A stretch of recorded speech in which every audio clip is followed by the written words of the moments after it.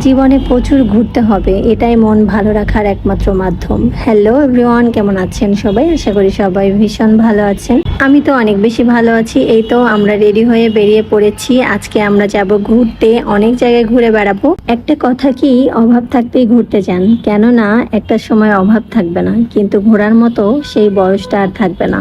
যাই হোক, আমরা আগে থেকে প্ল্যান করেছিলাম আজকে ঘুরতে বের হব, বাট ঘুরতে যাব বের হব তার আগেই বৃষ্টি নেমে গিয়েছে। কি আর করা যাবে, যেহেতু মন করেছি ঘুরতে যাব তাই যেতে তো হবেই। বৃষ্টির মধ্যেই ঘুরতে আমার বেশি ভালো লাগে। আমি তো এই ওয়েদারে ঘুরতে বের হয়ে অনেক বেশি খুশি। যাই হোক, এই তো ঢাকা শহরে যেদিকেই যাবেন শুধু জ্যাম আর জ্যাম। এই জ্যামটাই আমার সব থেকে বেশি বিরক্ত লাগে। আপনারা হয়তো অনেকেই আইডিয়া করে ফেলেছেন আজকে আমরা কোথায় যাচ্ছি। আসলে আজকে আমরা যাচ্ছি 300 ফিট। এর আগে আমি কখনোই যাইনি, এতদিন আমি ইচ্ছা করে ওখানে যাইনি। ওখানে সবাই অনেক ঘুরেছে, অনেক ফটো দেখেছি, ওখানকার জায়গাটা নাকি অনেক সুন্দর। তো আজকে গিয়ে দেখবো ওই জায়গাটা আসলেই কতটা সুন্দর।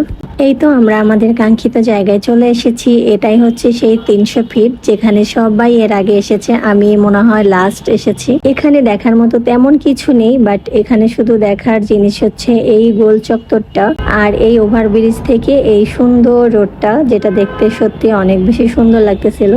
আমার মনে হচ্ছে এই ওভারব্রিজটা ঘোরার জন্যই দেওয়া হয়েছে। সবাই এখানে এসে গল্প করছে, প্রচুর মানুষ এসেছে আজকেও।